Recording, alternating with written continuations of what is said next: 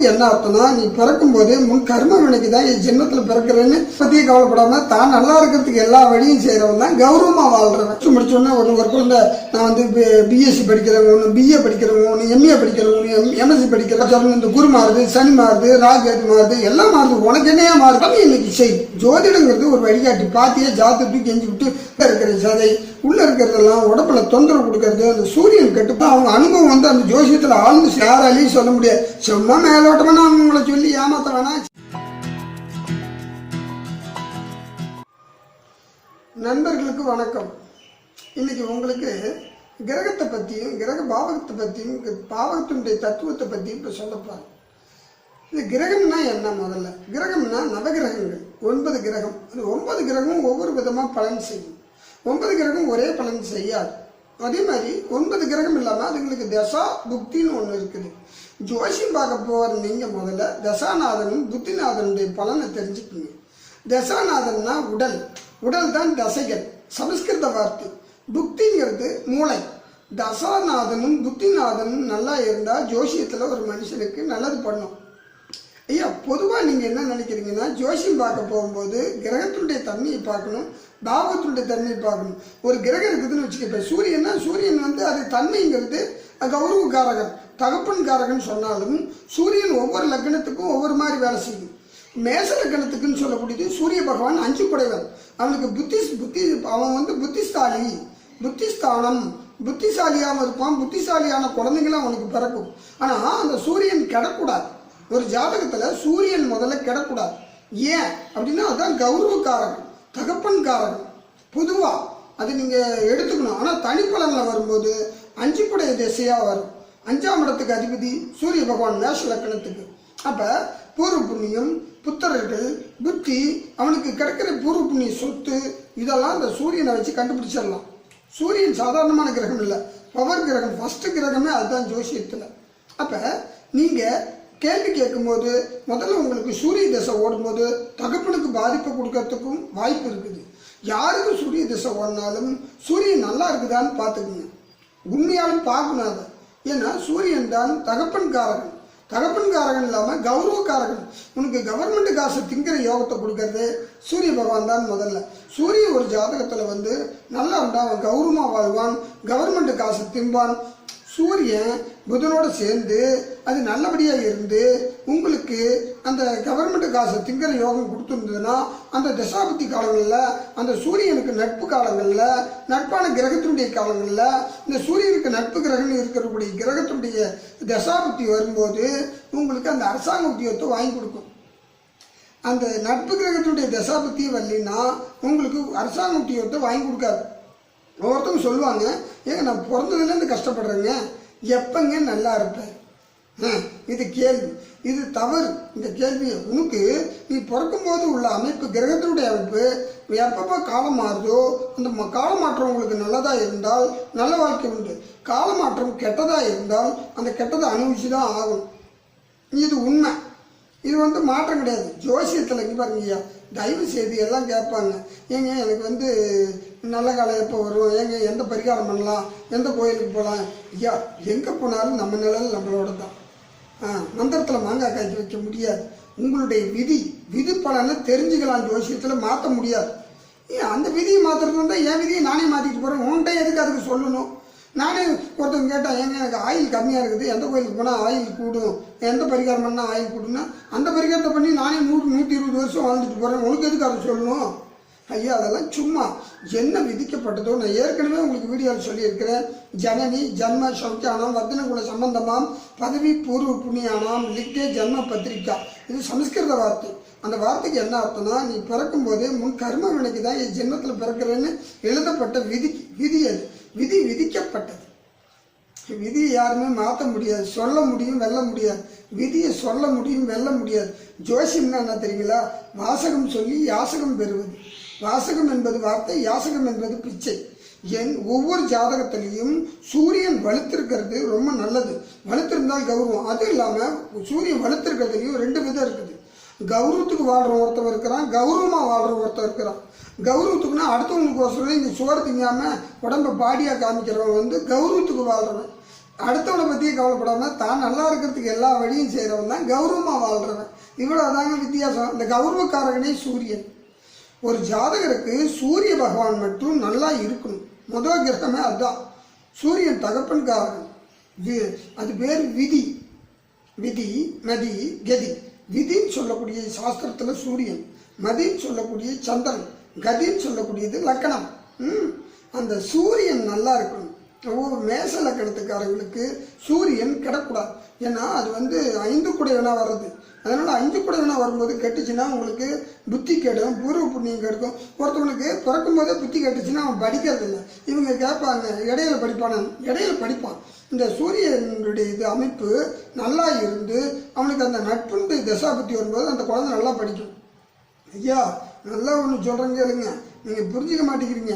எவ்வளோதான் ஒரு வாத்தியார் கற்றுக் கொடுத்தாலும் ஒரு பையன் கற்றுக்கணும்னு விதி இருந்தால் தான் கற்றுக்க முடியும். அந்த குழந்தைய நம்ம துன்படுத்தக்கூடாது, அந்த குழந்தைங்களை நம்ம அடிக்கக்கூடாது.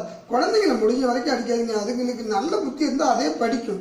அதை படிக்காத குழந்தை எங்கே படிக்க வச்சாலும் படிக்காது, படிக்கிற குழந்தை எங்கே படிக்க வச்சாலும் படிக்கும்.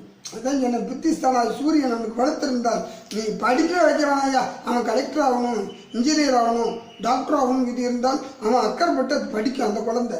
ஒரு இல்லாத வீட்டில் நான் ஜோசியம் பார்க்குறதுல ஒரு அபூர்வமெல்லாம் நடக்குது. ஏன்னா இல்லாத குழந்தை போய் பெரிய டாக்டர் ஆகுது. என்கிட்ட ஒரு பையன் 5 வருஷத்துக்கு முன்னாடி வந்தான். அவன் பேர் சொல்கிறேன் கருப்புச்சாமின்னு. அவன் ரொம்ப ஏழ்மை. அவனுடைய தகப்பனும் இல்லை, தாயும் இல்லை. பாவம் அந்த குழந்தை இன்னைக்கு டாக்டர் ஆகிடுச்சு. அது கருப்புச்சாமி அப்பயே 5 வருஷத்துக்கு முன்னாடியே 1110 மார்க் என்னமோ எடுத்தான். எனக்கு நல்ல ஞாபகம் இருக்குது. நல்ல பையன். கருப்புச்சாமிங்கிற மாதிரி அவன் கருப்பாக தான் இருப்பான். அந்த பையன் கூட இப்போ இந்த வீடியோ பார்க்கலாம். வீடியோ பார்க்கும்போது சொல்லுவான் இந்த அண்ணன் என்ன மறக்காமல் இருக்கிறாரு. அந்த பையன் டாக்டராக ஆகிட்டான். அவன் ஏழ்மை, ரொம்ப வறுமை. அதுக்கு அவனுக்கு சூரியன் நல்லா இருந்துச்சு. ஆனால் சூரியன் நல்லா இருந்தாலும் சூரியன் தாயும் தகப்பனும் அந்த பையன் இழந்த குழந்தை.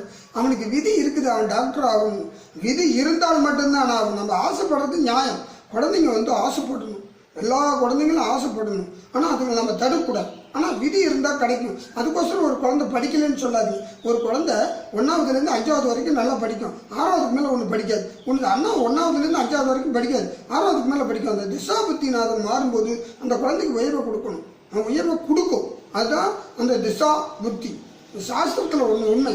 ஐயா ஜோதிடம் உண்மை, ஜோதிடத்தை குறை சொல்லாதீங்க. ஜோதிடம் உண்மை. சொல்கிறவங்க உண்மையாக இருந்தால் நாங்கள் கரெக்டாக சொல்லிவிட்டோம்னா நிச்சயமாக நடக்கும். ஜோதிடத்தை எந்த குறையும் சொல்ல முடியாது, எல்லாம் உண்மை. ஆனால் அது ஒரு உதவி, அது ஒரு வழிகாட்டிய ஒழிய இதை ஒரு பெருசாக நீங்கள் எடுத்துக்கூடாது. ஜோசியத்தை பெருசாகவே எடுத்துக்காதீங்க. இது ஒரு வழிகாட்டி. வழி தெரியாதவங்க ஜோசியம் பார்க்கணும். வழி தெரிஞ்சிருந்தால் ஜோசியமே பார்க்காத. உன்னுடைய வேலையை கடமையை செய். எந்த குழந்தையும் போய் குழப்பாதீங்க. நீங்கள் முடிஞ்ச வரைக்கும் நான் ஒரு வாய்ப்பு சொல்கிறேங்க, 100க்கு 100% குழந்தைங்களுக்கு படிக்க வைக்கும்போது அவங்களுக்கே வாய்ப்பு கொடுங்க. ஜோசியங்கிறது அப்புறம் வைங்க. அந்த குழந்தை எதை விருப்பப்படுது, எது மேலே ஈடுபாடு கொள்ளுது, அதை படிக்க வைங்க. ஏன்னா அந்த காலம் தசா புத்தி அந்த குழந்தைக்கு அப்படி தான் வேலை செய்யும். நம்ம எது சொன்னாலும் அது கேட்காது. +2 முடிச்சோன்னா ஒரு குழந்தை நான் பிஎஸ்சி படிக்கிறவங்க, ஒன்று பிஏ படிக்கிறவங்க, ஒன்று எம்ஏ படிக்கிறவங்க, ஒன்று எம்எஸ்சி படிக்கிறவங்க, ஒன்று அதுங்க விருப்பப்படி கொஞ்சம் விடுங்க. நமக்கு தெரியுது ஐயா இது வேணாம், இது எதிர்காலத்தில் உனக்கு பயன்படாதுன்னு சொல்லுவோம். அது இப்போ விருப்பப்படுறதான் செய்யும். நம்ம நெகட்டிவ் பவர் பண்ணும்போது அந்த குழந்தைக்கு மனநிலையும் பாதிக்கும். அது படிக்கணுங்கிற எண்ணமே வராது. அது எந்த கான்செப்டில் போதோ அந்த குழந்தைக்கு அந்த வழியை காட்டுங்க. ஆமாம், இதுதான் புத்தி. 5ஆம் இடம் சூரியன் கெடாமல் இருந்தால் உங்களுக்கு சூரிய பகவானுடைய அருள் நல்லா கிடைக்கும். ஆனால் சூரியன் கெடக்கூடாது, அதை நல்லா பார்க்கணும். மேஷ லக்னத்துக்கு சூரியன் 5 குடையவன், அந்த லக்னாதிபதியும் பார்க்கணும். லக்னாதிபதி செவ்வாய், லக்னாதிபதியும் 5 குடையவனும் சம்மந்தப்பட்டு இருந்தால் அவன் பெரிய ஆளாகிடுவான். படிப்பில், உத்தியோகத்தில் வறுமை இல்லாமல் வாழ்கிற யோகம்லாம் கொடுக்கும். ஆமாம், ஏன் செவ்வாயும் சூரியனும் பகை கிரகம் கிடையாது, நட்பு கிரகம். லக்னாதிபதிக்கு சூரியன் நல்லா இருந்து சூரியன் கெடாமல் இருந்தால் இதுக்கு இப்போ 5ஆம் இடத்துல சூரியன் பார்த்தாலும் நம்ம ஏன்னா முதல் கிரகத்தை பார்த்தாலும் நம்ம ஒரு 2ஆம் இடம் சுக்கிரன் நம்ம அதையும் பார்க்கணும். வாக்குஸ்தானம்னு ஒன்று இருக்குல்ல, புத்திஸ்தானம் பார்க்கும்போது வாக்குஸ்தானம் பார்க்கணும். ஒருத்தவனுக்கு பேசவே தெரியாது, ஆனால் பிரில்லியண்டான மைண்டு. பேசாமல் ஒருத்தன் சாதிப்பான், ஒருத்தன் பேசி சாதிப்பான். அப்படியும் ஒன்று இருக்குது. ஏன்னா சூரிய பகவான் கௌரவமாக வாழ்கிறதுக்கு எல்லா வழியும் செய்யும். ஒரு ஜாதகத்தில் எந்த கிரகம் எப்படி இருக்குதோ எனக்கு தெரியாது, சூரிய பகவான் நல்லா இருக்கும். ஆனால் அந்த தசாநாதனையும் புத்திநாதனையும் பார்க்கணும். ஒரு தசைக்கு 9 புத்தி வரும். முதல்ல சூரிய திசைனா சூரிய புத்தி, சந்திர புத்தி, செவ்வாய் புத்தி, ராகு புத்தி, குரு புத்தி, சனி புத்தி, அதுக்கு அது புதன் புத்தி, கேது புத்தி, சுக்கிர புத்தி இப்படின்னு 9 புத்தியும் வரும். ஒவ்வொரு புத்தியில் மாறும்போது நல்லது. ஆனால் தசாநாதனை மிஞ்சி புத்திநாதன் வேலை செய்யாது. தசாநாதனை மிஞ்சி புத்திநாதன் வேலை செய்யாது. புத்திநாதனை மிஞ்சி கோச்சாரம் வேலை செய்யாது. ஐயா கோச்சாரம் இந்த குரு மாறுது, சனி மாறுது, ராகு எது மாறுது, எல்லாம் மாறுது. உனக்கு என்னையா மாறுது? ஒருத்தர் என்கிட்ட வந்தான், எனக்கு வந்து 50 வயசாகும் கல்யாணம் ஆகலைங்க, குருபலன் எப்போ வரும்? குருபலன்னா வருது. உன் ஜாதகத்துடைய விதி என்னவோ அதுதான் நடக்கும். நீங்கள் வந்து இது ஓப்பனாக ஒன்று சொன்னால் சிரிப்பீங்க. குரு பயிற்சி, சனி பயிற்சி, ராகு எது பயிற்சி யாருக்கு நல்லதுன்னா ஜோசியர்களுக்கும் கோயிலில் படிக்கிறவங்களுக்கும் நல்லது. உங்களுக்கெல்லாம் கஷ்டம்தான். என்ன பண்ண போகிறீங்க? ஐயா எதிர்பார்ப்பு, ஏமாற்றம். நம்ம கடமை இன்னைக்கு செய். ஜோதிடங்கிறது ஒரு வழிகாட்டி. பாத்தியே ஜாதகத்தை கெஞ்சி விட்டு வேலையை கவனி. இன்னைக்கு உழைக்கணும், இன்னைக்கு கஷ்டப்படணும், இன்னைக்கு வாழ்க்கையில் முன்னேறணும் ஒரு எண்ணம். ஐயோ விதியும் விதிக்கப்பட்டது இருக்குது. அதுக்கோசரம் மதின்னு ஒன்று இருக்குல்ல, விதின்னு இருக்குது. நான் இல்லைன்னு சொல்ல, நிர்ணயிக்கப்பட்டதுன்னு ஒன்று இருக்குது. அதுக்கோசரம் சோம்பேறி ஆகிடக்கூடாது. இல்லை, உழைக்கணும், கஷ்டப்படணும், வாழ்க்கையில் முன்னேறினீங்க. அதுக்கு ஆண்டவன் ஒருத்தர் இருக்கிறார். ஜோசியத்தை வெல்றது ஒரே ஒன்று, இறைவனுடைய அனுகிரகம் வேணும். அதுக்கு என்ன முன் உதாரணம் கேட்டால் புண்ணியம் பண்ணணும். மனுஷனாக பிறந்தா புண்ணியம் பண்ணணும், தானம் தர்மம் செய்யணும்.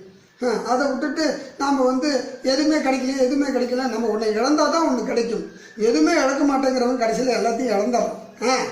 எதுவுமே இழக்க மாட்டேங்கிறவன் கடைசியில் இழக்கிறான். ஏதோ ஒன்று நம்ம இழந்தாதான் இறைவன் நமக்கு ஒன்று தருவார். அதுதான் புண்ணியம். நம்ம செய்யறது புண்ணியம் செய்யணும். முடியாதவங்களுக்கு தான தர்மம் செய்யணும். செஞ்சாதான் வாழ்க்கையில் உங்களுக்கு சுபட்சம் கிடைக்கும். சூரியனுக்கு இது சூரியன் சொல்லக்கூடியது பார்த்தா எலும்புக்கு அதிபதி. எலும்பு சூரிய தசை வரும்போது எலும்பை பாதிக்கும். சூரிய புத்தி வரும்போது எலும்பை பாதிக்கும். எலும்பில் இருக்கிற சதைகள் உள்ளே இருக்கிற சதை, உள்ளே இருக்கிறதெல்லாம் உடம்புல தொந்தரவு கொடுக்கறது. அந்த சூரியன் கெட்டு போயிருந்தால் நோய்க்கு அதிபதி எலும்பு முழங்கால் வலி, மூட்டு வலி, இந்த கால் வலி, இடுப்பு வலி இதெல்லாம் வர்றதுக்கு காரணமே சூரிய பகவான் தான்.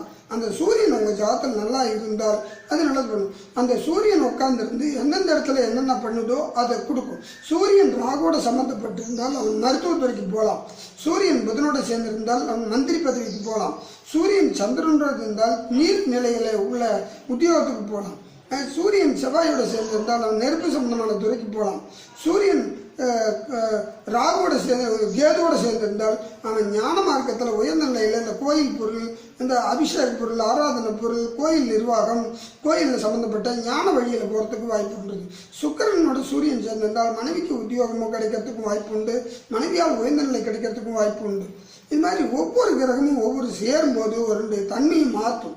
எல்லா கிரகமும் ஒரே கிடையாது. ஐயா உங்களுக்கு ஜோசியத்தில் உத்தியோகம்லாம் சொல்லப்பட்டது இல்லை. உத்தியோகங்கிறது ஜோதிடனுடைய யூகம். எந்த படிப்பும், எந்த தகுதியும், எந்த உத்தியோகமும் ஜோசியத்தில் கிடையாது. ஒரு யூகம்தான் ஒரு ஜோதிடம். யூகம்னா ஒவ்வொரு ஜோசியருக்கும் ஒவ்வொரு யூகம் உண்டு. ஒவ்வொருத்தவங்களும் ஒவ்வொரு மாதிரி அதை யூகமாக நாங்கள் சிந்திப்போம். எங்களுக்கு நான் இப்போ உங்களுக்கு நீங்கள் என்கிட்ட ஜோசியம் பார்க்க வரீங்கன்னா உங்களுக்கு நான் கரெக்டாக ஒத்து வந்தேன்னா அது என்கிட்டயே பார்த்துக்கிட்டு இருக்கலாம், தப்பு இல்லை. யூகம் தான் உங்கள் ஜாதகத்தில் எனக்கு தெரிஞ்ச யூகம், இது இப்படி தான் நடக்குங்கிற யூகம் சரியாக வந்துச்சுன்னா நான் தான் ஜோசியர். யார் தமிழ்நாட்டில் இருக்கிற அத்தனை ஜோசியருக்கும் எல்லாரும் தெரிஞ்சவங்க யாரும் கிடையாது, எதுவும் தெரியாதவங்க யாரும் கிடையாது. யாரும் பெரிய ஜோசியர் கிடையாது, யாரும் சின்ன ஜோசியர் கிடையாது. எல்லாருமே ஜோசியத்தில் ஒவ்வொரு திறமை உள்ளவங்க. அவங்களுக்குன்னு ஒரு திறமை இருக்கும். அந்த ஜோசியத்தில் அவங்க பார்க்கும்போது அவங்களுக்குன்னு ஒரு திறமையை காட்டும்போது அது உங்களுக்கு பயன்படும். எல்லாமே எல்லாருக்கும் தெரியாது. நம்ம ஒரு யூகம் தான். என்னை விட வயசில் மூத்தவங்களுக்கு அனுபவம் ஜாஸ்தியாக இருக்கும். என்னை விட சின்னவங்களாக இருந்தாலும் அவங்க அனுபவம் அந்த ஜோசியத்தில் ஆழ்ந்து சிந்திச்சு உங்களுக்கு அந்த ஜாதகத்தை பற்றி கரெக்டாக சொல்கிறதுக்கும் அந்த யோகம் உண்டு. ஜோசியத்துக்கு விளம்பரம் தேவையில்லை, ஜோதிடத்துக்கு விளம்பரம் தேவையில்லை, நல்ல பொருளில் விளம்பரம் தேவையில்லை. அதனால் அது நீங்கள் பார்த்தாவே தெரியும் ஒரு ஜோசியர் நல்லவனா கேட்டவனான்னு. எங்களை விட திறமைசாலிங்க, ஜோசியர் தான் திறமைசாலிங்க இல்லை, பார்க்க வர்றவங்களும் திறமைசாலி இருக்கிறாங்க. இப்போ இந்த காலகட்டம். அதனால் ஒரு புத்திஸ்தான வேலை செய்யும்போது சூரியன் முக்கியம். முதல் கிரகமே. ஏன்னா 9 கிரகத்தில் மெயின் கிரகத்தை பற்றி பேசிகிட்டு இருக்கேன். அதில் உங்களுக்கு சின்ன சின்ன இடையில அதனுடைய காரண காரியத்தை சொல்லுவேன். சூரியன் தான் பிரில்லியன்ட் கிரகம். தகப்பன் உங்களுக்கு தகப்பனால் வாழ்க்கையில் முன்னேறதும் தாழ்றதும் சூரியன் தான். தகப்பன் தான் உனக்கு எதிரியாகிறதும் நண்பனாகிறதும் சூரியன் தான். தகப்பன் சொந்தம் உனக்கு உறவாகிறதும் பகையாகிறதும் சூரியன் தான். சூரியனை வச்சு தான் எல்லா கிரகமும் இயங்குது. சூரியன் தான் மெயின் கிரகம் நமக்கு.